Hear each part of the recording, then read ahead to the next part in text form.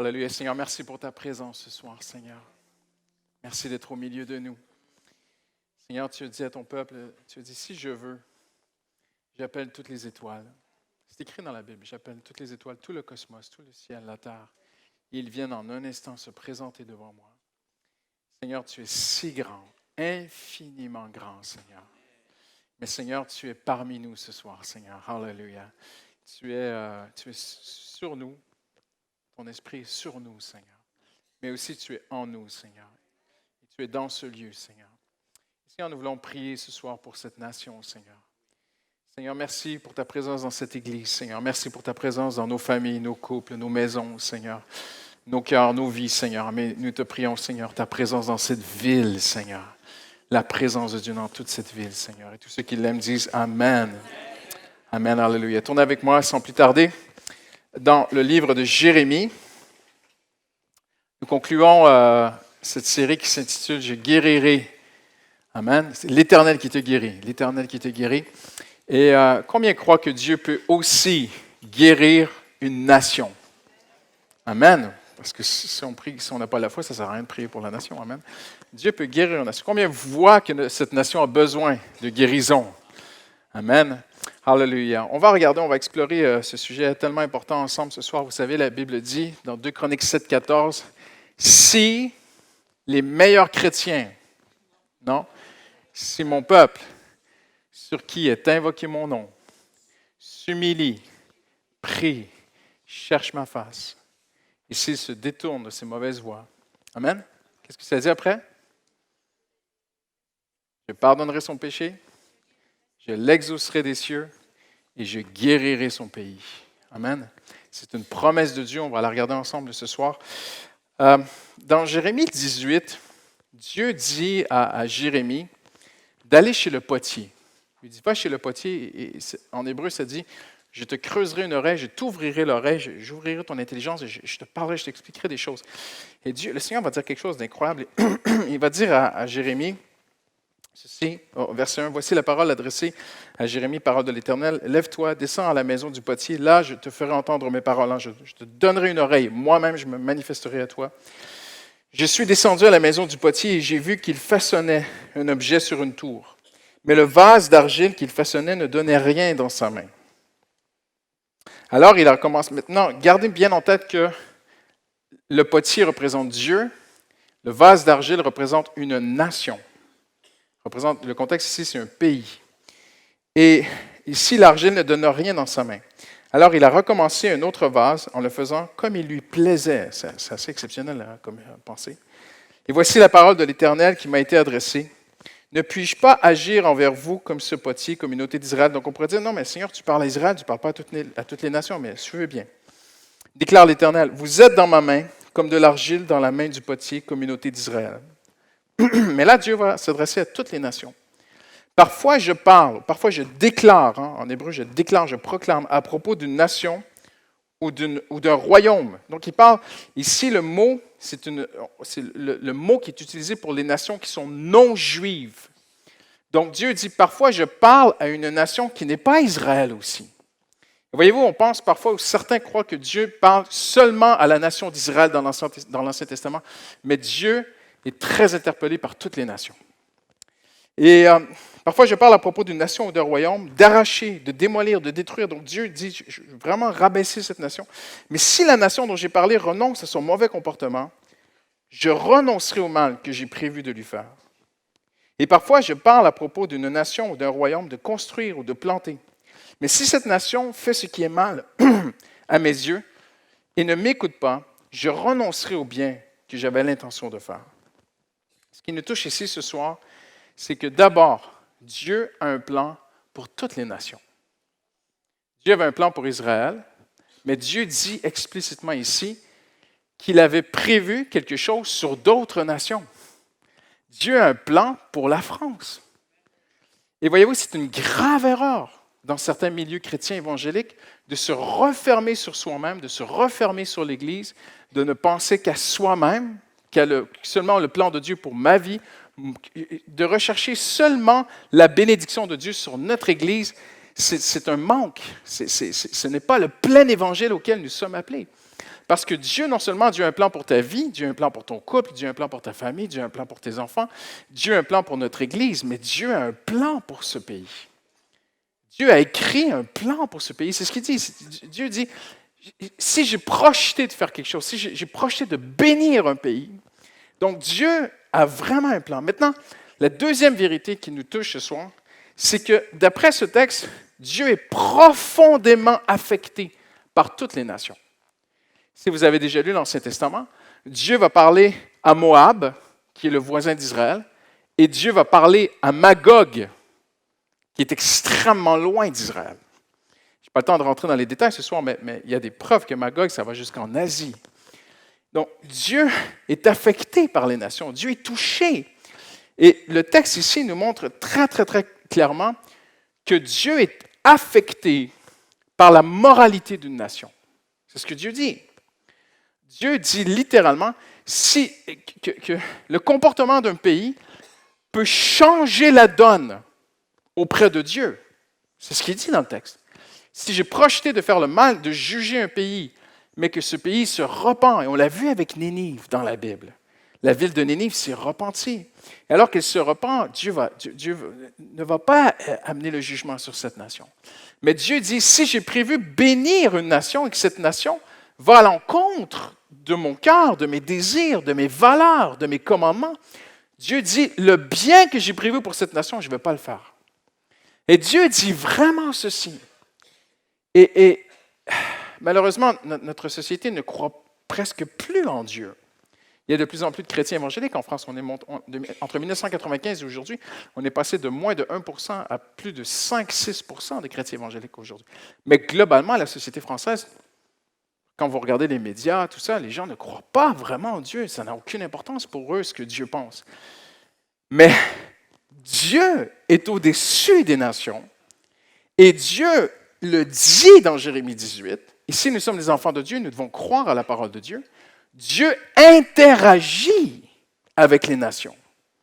Et on ne peut pas non plus avoir un évangile, ce que j'appelle un évangile bonbon, où on fait seulement dire aux gens que Dieu les aime, Dieu les aime, Dieu les aime, Dieu les aime, Dieu veut les bénir, Dieu veut les bénir.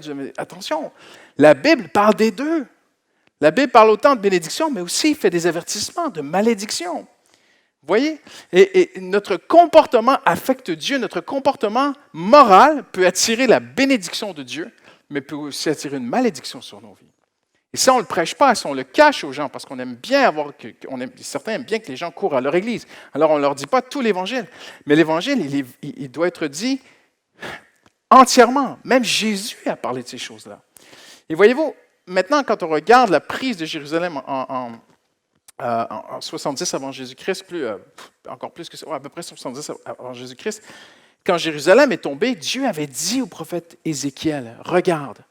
Il lui a montré une vision où la gloire de Dieu quittait le temple, il quittait Jérusalem et s'en allait à côté.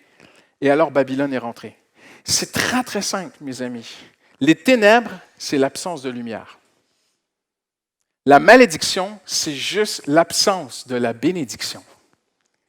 Les problèmes, c'est juste l'absence de la faveur de Dieu.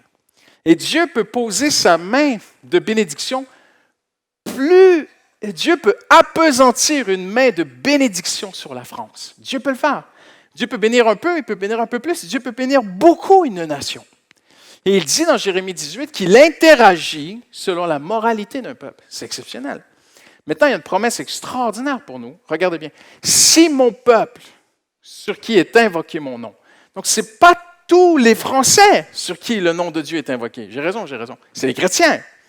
Donc, Dieu dit, si ceux sur qui mon nom est invoqué, donc les chrétiens, si eux s'humilient, prient, cherchent ma face, et si eux d'abord se détournent de leur mauvaise voie, Dieu dit, c'est le pays au complet que je peux guérir.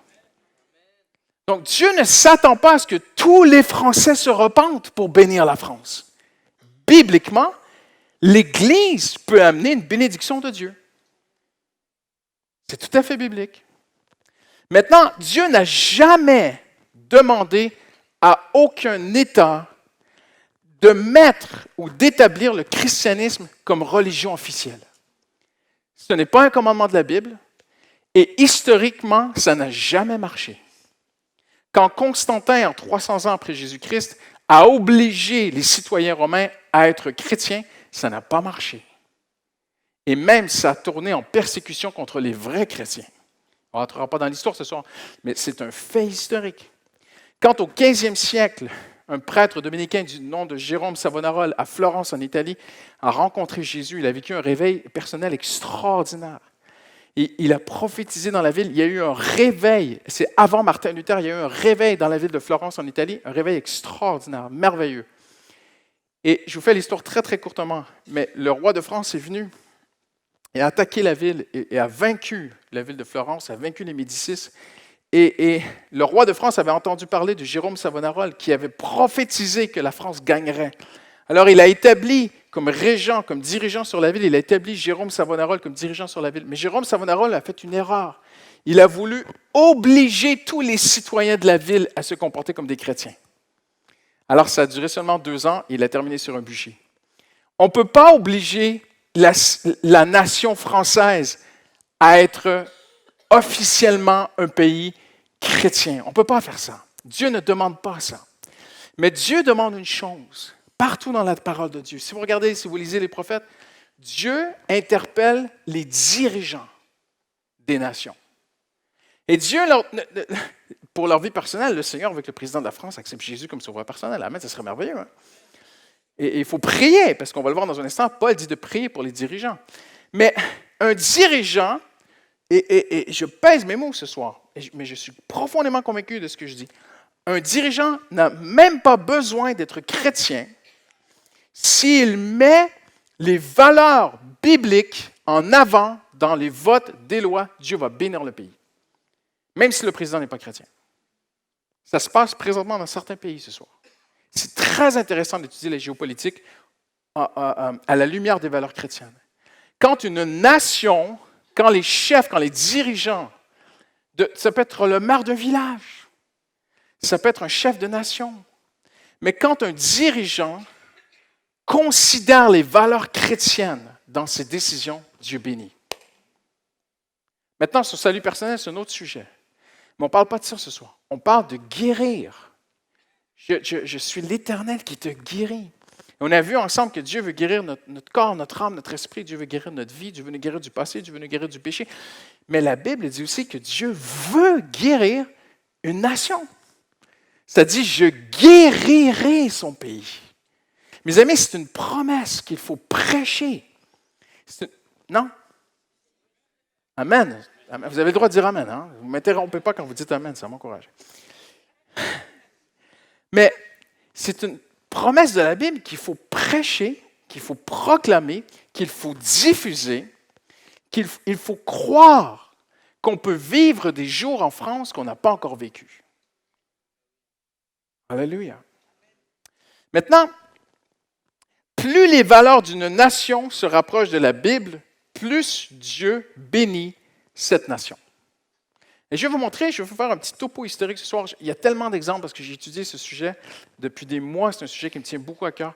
Mais ce philosophe, sociologue italien, Georges Santayana, a dit ceci, quelque chose que vous connaissez déjà. Il a dit « Ceux qui ne peuvent se souvenir du passé sont condamnés à le répéter. Ceux qui ne se souviennent pas du passé sont condamnés à le répéter. » L'histoire est extrêmement importante. Alors, je vais vous montrer ce soir un exemple. Il y a plusieurs pays qu'on pourrait prendre comme exemple. Mais je vais vous montrer un court exemple. J'ai beaucoup d'informations, j'ai beaucoup de matériel, je ne vais pas traverser tout. Je vais en sauter, vous me pardonnerez, parce qu'il y en a trop. Mais j'aimerais vous parler de l'Amérique. Pourquoi? Parce que l'Amérique a été, ne l'est plus, c'est même enseigné dans les cahiers d'école de nos enfants en France, l'Amérique n'est plus le grand empire mondial. C'est la Chine qui est en train de devenir l'empire mondial. Et l'Amérique est en plein déclin. Et présentement, il y a des gens aux États-Unis, très haut placés, qui luttent pour retirer tous les aspects du christianisme des livres d'école des États-Unis. Pourquoi? Parce que lorsqu'on fait un constat entre les valeurs chrétiennes qui ont descendu dans les 50 dernières années, depuis 50 ans aux États-Unis, les valeurs chrétiennes régressent. Depuis 1960, depuis les Peace and Love, OK? Donc, les baby boomers, vous connaissez. Donc, depuis que les valeurs chrétiennes diminuent, les problèmes montent. Comme par hasard. Il n'y a pas de hasard avec Dieu, hein? C'est très intéressant parce que l'armée américaine a fondé sa puissance sur un principe biblique. Où la Bible dit que si Dieu te bénit, tu seras à la porte de tes ennemis. OK? C'est un verset biblique et c'est fondamentalement la stratégie de base de l'armée américaine. Je m'explique. Les Américains ont inventé ce que la France en a un ou deux, c'est le porte-avions. Vous en avez combien en France? Un? Il flotte toujours? Super, c'est important. Et l'armée américaine a inventé des porte-avions pourquoi? Pour avoir des aéroports sur la plage de leurs ennemis. Parce que la philosophie, la vision de l'armée américaine, c'était pour protéger notre nation, il faut être à la porte de nos ennemis. Et ça, c'est un verset de la Bible. Ils ont inventé des porte-avions, mes amis, qui vont à une vitesse incroyable, avec une puissance inimaginable. Il y a eu des moments de tension dans les 40 dernières années qu'on ne peut pas rentrer, qu'on ne peut pas expliquer ce soir, où parfois le président des États-Unis a pris le téléphone et a appelé un chef d'un autre pays qui lui faisait des problèmes, puis il lui a dit, tu sais, à 5 km de tes côtes, j'ai un porte-avions avec des avions et j'ai l'arme nucléaire. Il faut calmer cette histoire. Et le chef de l'autre pays a dit, bon, ben, on va se calmer un peu. Comprenez-vous? C'est ça l'Empire américain. Maintenant, je ne suis pas en train de dire que les Américains sont tous chrétiens. Je ne suis pas en train de dire que les Américains n'ont jamais fait de boulettes. Ils ont fait des choses terribles aussi.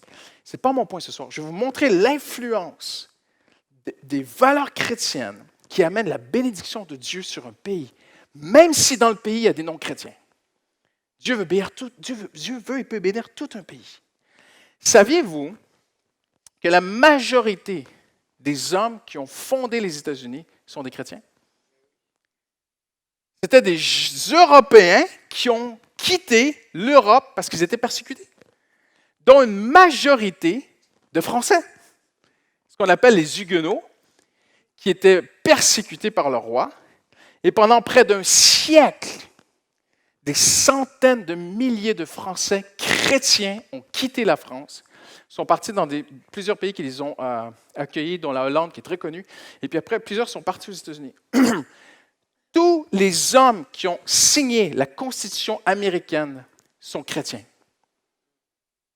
C'est Lafayette qui a ramené un exemplaire de la première Constitution américaine. Et je ne vais pas rentrer dans les détails, c'est un peu plus complexe. C'est Lafayette qui a ramené ça en France et que c'est devenu un exemple de la Charte des droits de l'homme de la France. Mais ça a été écrit par des chrétiens, dont plusieurs étaient même des pasteurs. Impressionnant, hein? Écoutez bien ceci. Lors de son discours à la Convention de la Constitution, le président Benjamin Franklin a cité 8 textes de la Bible sur 9 phrases. Ce serait beau d'entendre ça en France. C'est beau, hein? Dans une lettre à Lafayette, George Washington a cité 7 textes de la Bible en 4 phrases. Aujourd'hui, un groupe de politicologues modernes ont examiné 15 000 écrits historiques des États-Unis et ont regroupé tous les sujets possibles de l'histoire des États-Unis ensemble et ont découvert que la Bible était le livre le plus cité sur tous les domaines. De la poésie à la musique, aux mathématiques, à la politique, c'était la Bible qui était citée. 34% des citations des 15 000 écrits étudiés, c'est la Bible. Impressionnant, hein? Il a été remarqué qu'en 1815, alors que l'Amérique se battait pour son indépendance de l'Angleterre, elle voulait devenir une nation, en 1815, plus de 1030 décrets de jeûne et prière ont été décrétés aux États-Unis, dont 792 décrets par le gouvernement. Le gouvernement américain a appelé sa population 792 fois à prier et à jeûner et à s'humilier devant Dieu. Ce serait pas mal, hein? Ça ferait du bien en France, hein? De voir un maire d'une ville ou quelqu'un dire « La France a besoin de s'humilier, de revenir à Dieu, de crier à Dieu, de prier, de jeûner. » Je vous le dis, en 24 heures, Dieu pourrait tout renverser. Dieu peut bénir une nation. Incroyable. On dit, même Lafayette avait écrit qu'à l'époque, il avait remarqué que plusieurs prisons étaient vides aux États-Unis. Avant le 11 septembre 2001, les États-Unis n'avaient jamais été attaqués sur leur continent. Aujourd'hui, voici ce qui se passe depuis 40 ans. Ma génération, et les plus jeunes, est appelée la génération déchristianisée. Depuis plus de 45-50 ans, aux États-Unis, notre génération et en descendant, c'est la génération qui veut le moins des valeurs chrétiennes. Maintenant, ce qui est très intéressant, c'est que quand ce pays, et Dieu peut le faire avec un tout petit, Dieu peut le faire avec n'importe quel pays, mais quand ce pays valorisait, même s'il y avait des brigands, même s'il y avait des non-chrétiens, même s'il y avait de ceci et de cela, parce que les valeurs chrétiennes étaient dans la société, Dieu a béni la nation. C'est ce que Dieu a dit à Jérémie.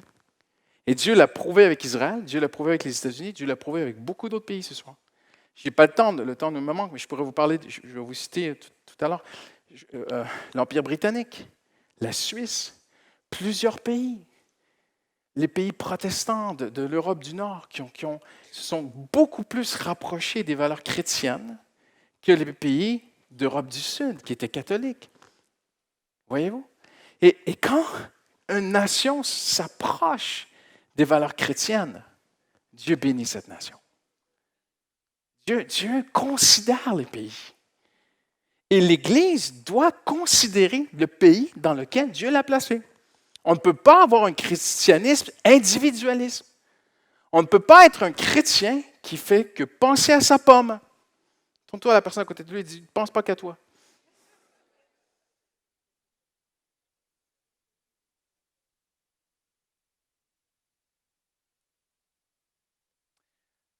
Le très réputé journaliste Patrick Buchanan a dit ceci, « L'Amérique post-chrétienne ressemble aujourd'hui de plus en plus à l'Empire romain lors de son déclin. »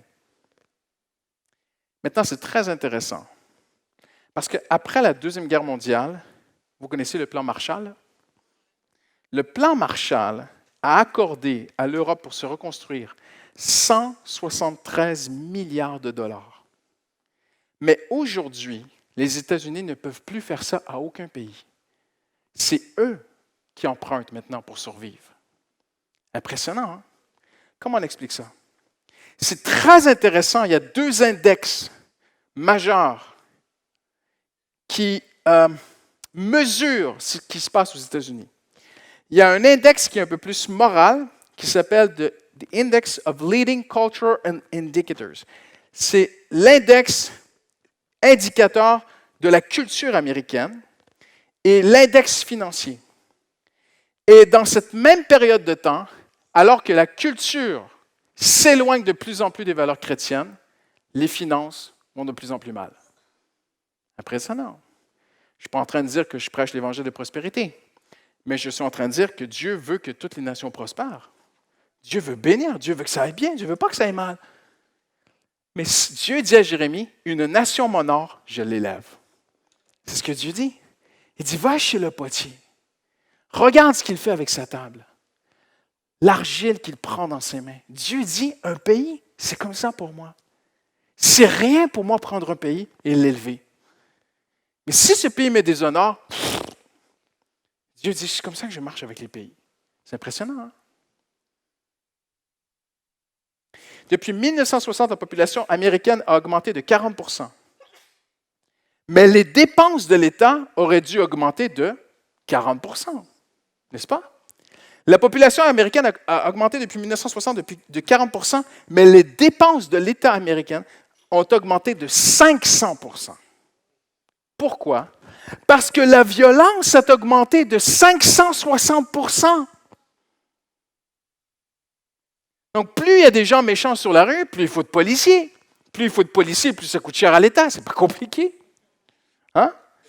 Le divorce a augmenté de 500 %. Les enfants élevés par un seul parent de 400 %. Le suicide adolescent a augmenté de 300 %. Plus une nation s'éloigne de Dieu, plus elle se met en souffrance et plus ça lui coûte cher. C'est pas compliqué. Tout cela en 50 ans. Depuis 2015, la moitié des bébés qui sont nés aux États-Unis sont nés dans les mains d'une maman qui est seule. Impressionnant. Hein? Je vais vous parler de l'Empire britannique. En pleine chute libre. Comme jamais, les Anglais sont en train, et les Américains, depuis 50 ans, votent toutes sortes de lois pour mettre Dieu dehors. Toutes sortes. Il y a des choses que je ne peux pas vous raconter ce soir, on n'a pas le temps. Mais je ne vais pas rentrer dans la politique.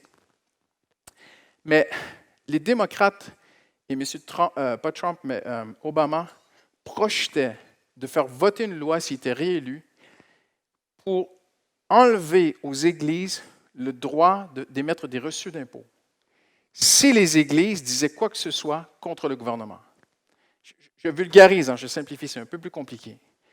Mais c'est allé très, très loin. Et voyez-vous, il y a des gens qui poussent pour aller encore plus loin. Et plus on pousse Dieu dehors, plus on pousse la bénédiction dehors. Et plus on s'approche des valeurs de Dieu, plus on est béni de Dieu. C'est tellement simple.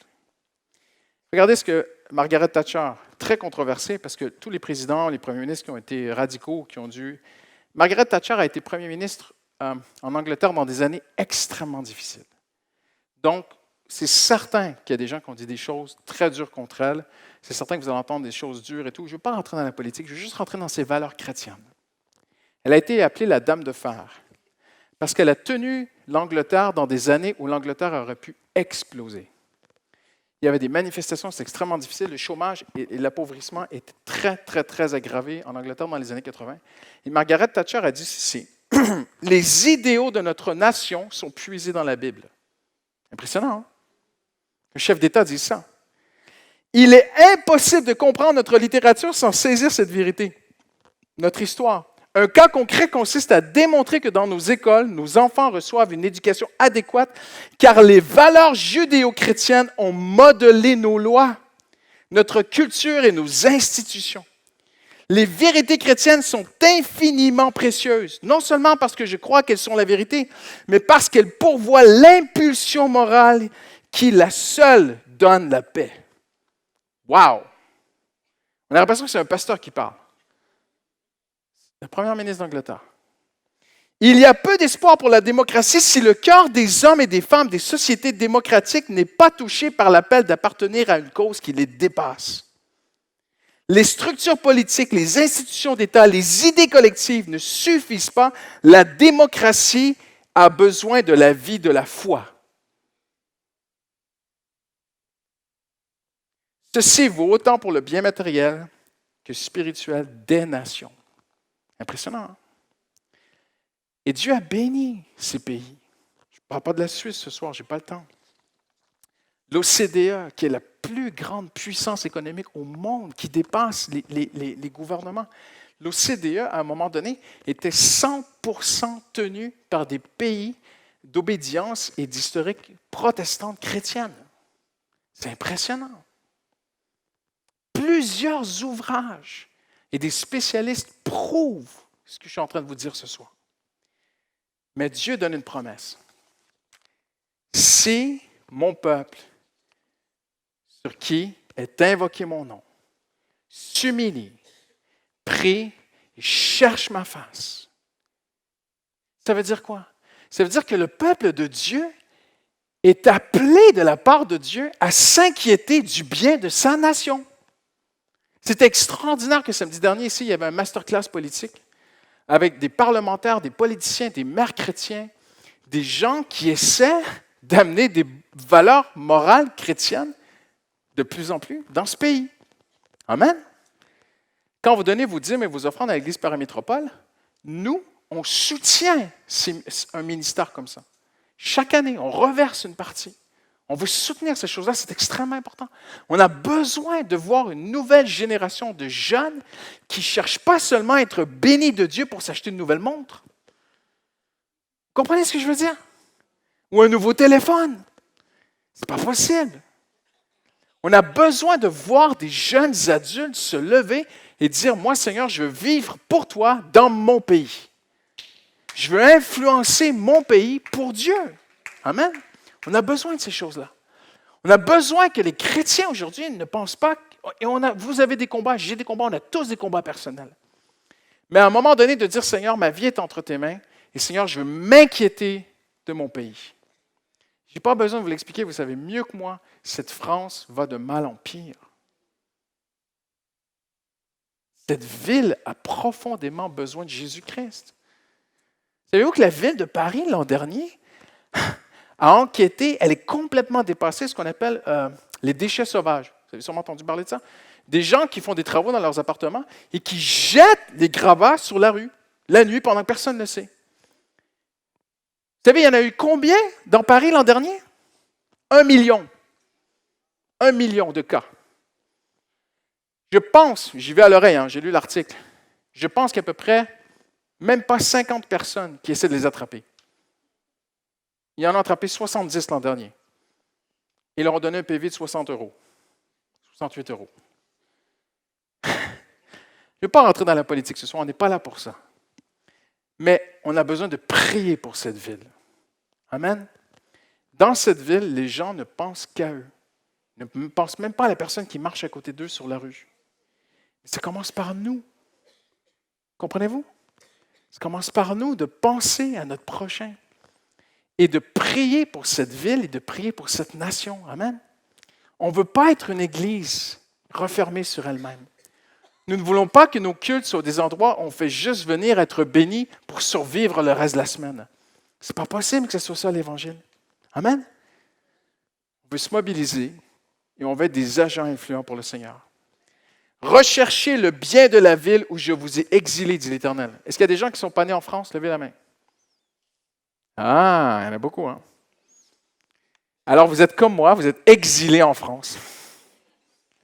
C'est vrai, hein? Est-ce qu'il y en a qui ne sont pas nés dans Paris? Vous êtes des provinciaux, vous êtes arrivés sur Paris il y a quelques années ou quelques temps. Ah, voilà. La majorité d'entre nous, on n'est même pas nés dans Paris. C'est vraiment une minorité, les vrais Parisiens. Donc, la majorité d'entre nous, on est exilés à Paris, n'est-ce pas? Et regardez ce que ça dit. Recherchez le bien de la ville où je vous ai exilés. Intercédez auprès de l'Éternel en sa faveur, parce que votre propre bien est lié au sien. Amen. Paul. J'encourage donc avant tout à faire des demandes, des prières, des supplications, des prières de reconnaissance pour tous les hommes, pour les rois, pour tous ceux qui exercent l'autorité, afin que nous puissions mener une vie paisible et tranquille. Nous menions une vie paisible et tranquille. On a besoin de prier pour la France. On a besoin de prier pour Paris. Amen. Quelques mensonges à tourner en vérité en terminant. Pasteur, c'est la fin du monde, il n'y a plus rien à faire, c'est trop tard. Regardez ce que la Bible dit. Ton règne est un règne éternel. Ton gouvernement, ta domination, mais en hébreu, c'est ton gouvernement subsiste dans toutes les générations. Et le mot ici en hébreu signifie les périodes où les hommes vivent. Donc, en d'autres mots, le psalmiste dit, ton règne est éternel, ton gouvernement subsiste dans toutes les périodes où les hommes vivent. Dans les meilleures ou dans les pires périodes, le gouvernement de Dieu peut intervenir. Alléluia. Dieu peut agir dans toutes les sociétés, dans tous les peuples, dans toutes les périodes, et même si on va vers la fin, Dieu peut encore intervenir. Il n'est pas trop tard pour que Dieu touche cette nation. Alléluia. Pasteur, j'ai si peu de temps dans une journée, ça sert à quoi de prier 5 minutes pour la France? Voyez-vous, Daniel était très occupé dans la Bible. Daniel était le numéro 2 d'un empire. Il est impossible que Daniel priait de nombreuses heures par jour. C'est bibliquement, contextuellement impossible. Mais Daniel priait matin, midi, soir, il prenait 3 temps de prière. Je ne sais pas combien de temps il priait, mais il ouvrait les portes, les volets. Il priait. Il se plaçait devant Dieu pour son peuple. Imaginez, on va prier dans un instant pour la France, mais imaginez si on le fait collectivement, mais si on le fait aussi individuellement. Imaginez-moi, c'est un rêve pour moi, mais pasteur, tu rêves trop, c'est impossible, ça n'arrivera jamais. Non, je veux rêver. Imaginez si chaque membre du corps d'EPM prenait à cœur individuellement à la maison de prier pour Paris. de prier pour la France, de prier pour les responsables d'État, de bénir. Tout le monde parle contre le président, de façon de parler, mais les gens râlent. Pourquoi ne pas le bénir, le président? Peu importe vos positions politiques, de juste le bénir. Mais le pasteur, il a voté des lois. Bénis-le. Alléluia. Amen. Ah, mais si Dieu a décidé de juger, peut-on s'interposer? Oui, Moïse s'est interposé alors que Dieu avait décrété de détruire Israël. Élie s'est interposé. Et Dieu lui-même a dit, je suis le juge, Dieu dit, je suis le juge de tous les peuples. Mais ce Dieu qui est juge est aussi miséricorde. Et Dieu dit, je cherche un homme qui se tient devant moi, un avocat, un simple chrétien qui vient devant Dieu qui dit, Seigneur, bénis la France, Seigneur. Bénis ce pays, Seigneur. Nous, on veut du bien pour cette nation, Seigneur. Seigneur, on sait que cette nation ne mérite rien de toi. On sait que les valeurs de ce pays sont si loin de toi. Quand on étudie l'histoire, cette nation a un héritage où vous allez me dire c'est très très loin, mais Dieu n'oublie pas, où les chrétiens ont été persécutés, le sang des chrétiens a coulé en France il y a quelques siècles. Beaucoup de chrétiens. Et de se tenir devant Dieu et de dire Seigneur, fais grâce à ce pays. Fais miséricorde. Et Dieu dit, je cherche un homme. Amen. Alléluia. Rien n'est impossible à Dieu. Pasteur, on ne fait pas le poids devant un tel défi. Non, parce que nous sommes une nation de sacrificateurs devant Dieu. Le sacrificateur, c'est celui qui se tient devant Dieu. Ah, mais pasteur, c'est la France. Hein? Vous l'avez peut-être dit vous-même, hein? Ah, mais pasteur, mais c'est les Français. Comme si les Français, Dieu ne pouvait pas les toucher. Saviez-vous qu'à l'époque du protestantisme, les Huguenots occupaient près de 14% de la population en France? Il y a eu une période de réveil extraordinaire. Rien n'empêcherait Dieu de le refaire. Amen. De toucher les Français, de les sauver. Amen. Hallelujah. J'évite l'émission, on va s'approcher, on va prier ensemble en terminant. Les prières du peuple de Dieu peuvent enclencher la guérison de leur nation. Les prières du peuple de Dieu peuvent enclencher la guérison d'une nation. Parce que, écoutez-moi, en terminant, c'est Dieu qui décide. Celui qui a le pouvoir, c'est Dieu. Bien sûr, les hommes qui sont au pouvoir ont une grande responsabilité. Mais celui qui a le dernier mot, c'est Dieu. Et la Bible dit, Dieu dit dans la parole de Dieu, le cœur des rois est comme une rivière dans ta main, tu l'inclines où tu veux. Dieu peut toucher les responsables. Il dit, tu ne tournes pas à gauche, tu tournes à droite. Tu votes pas ça, tu signes pas ça, tu vas plutôt dans ce sens. Et c'est rien pour Dieu toucher les pensées d'un chef, d'un responsable. C'est rien pour Dieu, c'est même pas un effort. Mais mes amis, Dieu a décrété une chose. Si mon peuple s'humilie, prie et cherche ma face. Alors, on va faire quelque chose de particulier ce soir. On va s'humilier devant Dieu. Amen. Ce n'est pas de faire du spectacle, ce n'est pas de faire de chercher des émotions, mais c'est une humilité, j'aimerais même dire une humiliation sincère et vraie qu'on aimerait faire devant Dieu. Amen. Je vais vous demander, si votre santé ne vous le permet pas, parce que parfois certains ont des problèmes de jambes et de genoux, vous pouvez juste rester assis, il n'y a pas de problème. Mais si votre santé vous le permet, j'aimerais qu'on puisse mettre à genoux devant Dieu ce soir. Amen. Et ne bougez pas, vous êtes bien volontaire, c'est bien. On va se lever ensemble et j'aimerais qu'on puisse faire un geste. Certains, vous pouvez rester à votre place. On ne sera pas très long parce que je sais que vous travaillez demain. On ne va pas éterniser la réunion, ne vous inquiétez pas. On a déjà bien prié avec ma femme, avec Justine. Et j'aimerais qu'on puisse prendre le temps pour s'humilier devant Dieu pour ce pays. Amen. Et si vous pouvez, peut-être juste venir vous approcher devant, juste venir vous mettre à genoux devant et prendre un instant. Il n'y aura personne qui va lever la voix au-dessus des autres. Il n'y aura rien de spectaculaire. Il n'y aura rien de sensationnaliste. Il n'y aura pas de débordement. Mais il y aura un peuple de Dieu qui va dire, Seigneur, aie pitié. Pardonne, Seigneur. Fais grâce. Seigneur, aie miséricorde, Seigneur, de notre génération. Amen. Et je vous dis ceci, regardez-moi avant de terminer. La première personne qui va être bénie, c'est toi. Dieu bénit ceux qui aiment leur pays et qui prient pour le bien de leur nation. Amen. On se lève ensemble.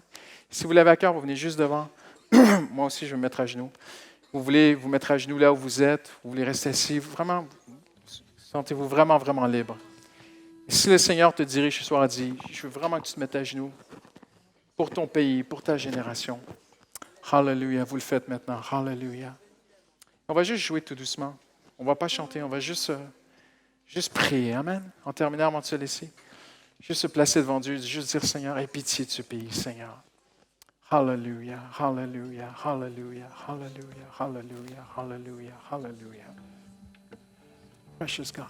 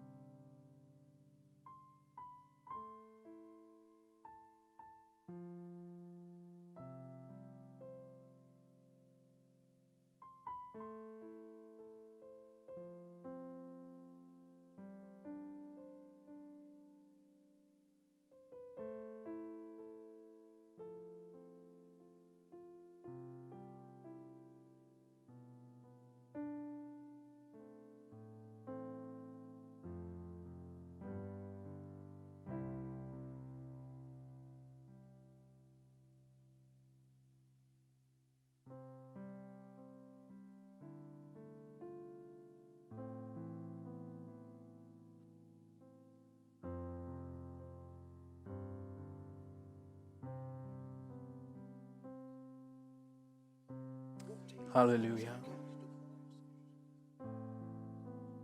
Seigneur, nous voulons nous unir en prière ce soir, Seigneur.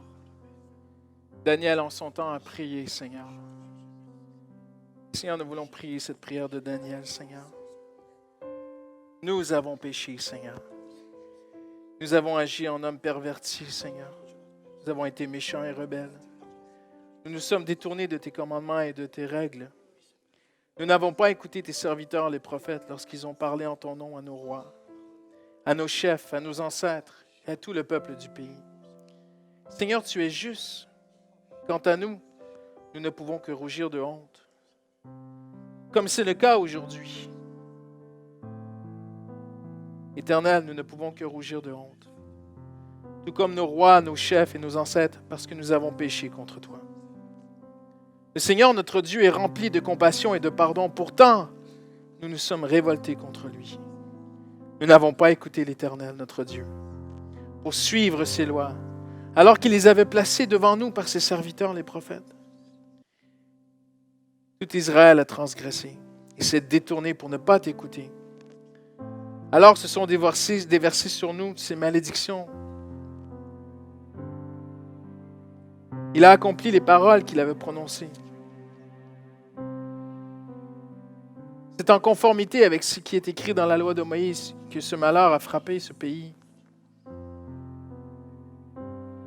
Maintenant, Seigneur notre Dieu, toi qui as fait sortir ton peuple d'Égypte par une main puissante, et toi qui t'es fait la réputation qui est la tienne aujourd'hui, nous avons péché.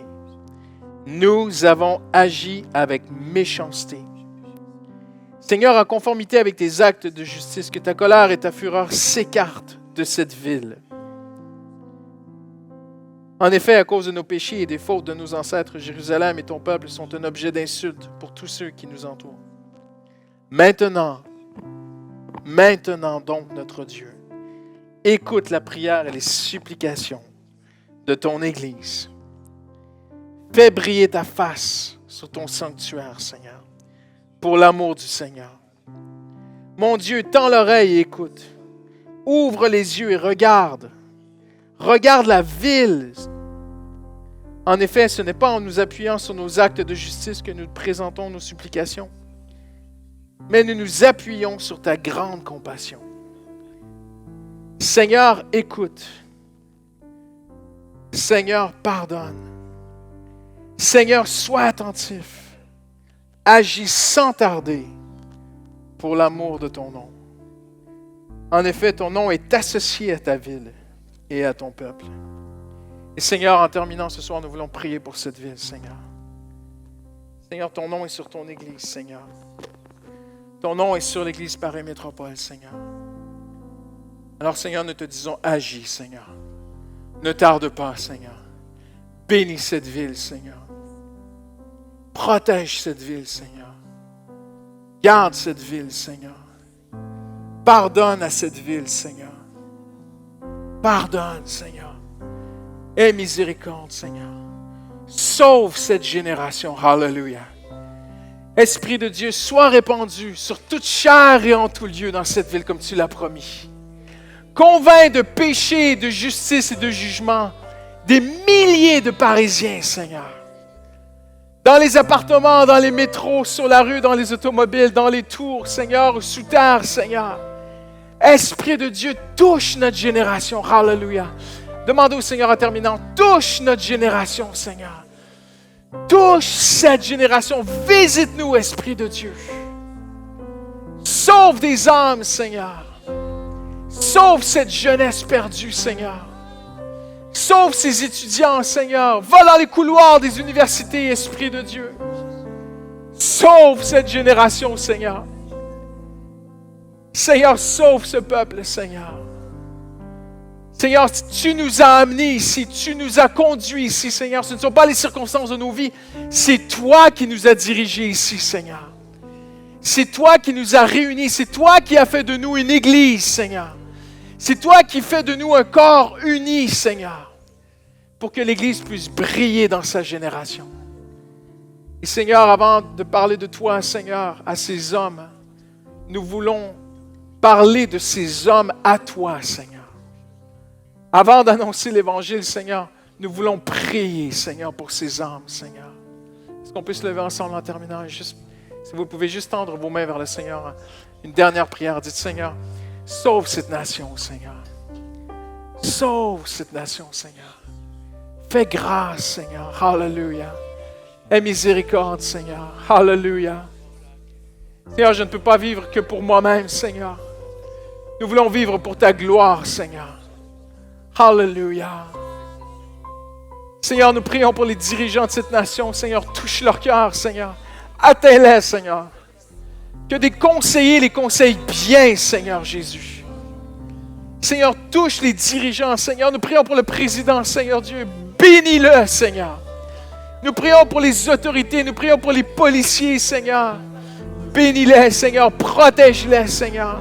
Seigneur, nous prions pour les brigands, Seigneur. Bénis-les, touche-les, sauve-les, Seigneur Jésus. Seigneur, sauve des criminels, Seigneur. Nous prions pour les maires, nous prions pour les parlementaires, Seigneur. Nous prions pour les sénateurs, Seigneur. Nous prions pour l'éducation nationale, Seigneur. Nous prions pour les professeurs d'université, Seigneur. Seigneur, nous prions, Seigneur, touche cette nation, Seigneur. Touche-la des générations dans laquelle nous vivons, Seigneur. Nous n'avons qu'une seule vie, Seigneur. Seigneur, nous voulons te voir agir dans notre vie, Seigneur. Tu as agi dans les autres générations, Seigneur. Tu as touché les autres générations, Seigneur. Seigneur, touche notre génération, Seigneur. Visite notre génération, Seigneur. Tu visites d'autres peuples en ce moment, Seigneur. Visite ton peuple en France, Seigneur. Tu fais des réveils dans le monde entier, Seigneur. Fais un réveil en France, Seigneur. Alléluia. Un réveil de repentance, Seigneur. Esprit de Dieu. Alléluia. Seigneur, nous prions en terminant que la justice avance et que le mal recule, Seigneur. Nous prions contre la criminalité, Seigneur. Nous prions que la criminalité recule en France, Seigneur. Au nom de Jésus, nous prenons autorité. Que la criminalité, le mal recule, Seigneur. Que la justice avance, Seigneur. Que la lumière avance, que les ténèbres reculent sur ce pays, Seigneur. Alléluia. Bénis ce pays, Seigneur. Seigneur, tu as dit, si mon peuple prie, Seigneur. Seigneur, nous prions. Tu as dit, si mon peuple s'humilie, Seigneur, nous nous humilions, Seigneur. Tu as dit, je guérirai son pays, Seigneur. Seigneur, guéris cette nation, Seigneur. Révèle-toi à cette nation, Seigneur. Au nom de Jésus. Au nom de Jésus. Seigneur, nous croyons en toi. Tu as dit que ton gouvernement traverse les générations, Seigneur. Seigneur, ton gouvernement est au-dessus de tous les gouvernements, Seigneur. Seigneur, nous n'avons peut-être pas accès aux grands de ce monde, mais nous avons accès au roi des rois. Nous avons accès au seul qui est grand dans ce monde. Alléluia. Et Seigneur, en terminant, nous proclamons ta fidélité, Seigneur. Tu es le rémunérateur de ceux qui te cherchent, Seigneur. Alléluia. Cette église n'est pas une salle de spectacle. Cette église est un corps. Cette église est une maison de prière, Seigneur Jésus. Et Seigneur, nous croyons que nous allons voir des réponses à nos prières, Seigneur. Seigneur, nous te disons en terminant, suscite en nous de prier pour cette nation chaque jour, Seigneur. Suscite en nous de prier, Seigneur, régulièrement, Seigneur. Alléluia. Au nom de Jésus. Amen. Alléluia. Tu es bon, Seigneur. Tu es fidèle, Seigneur.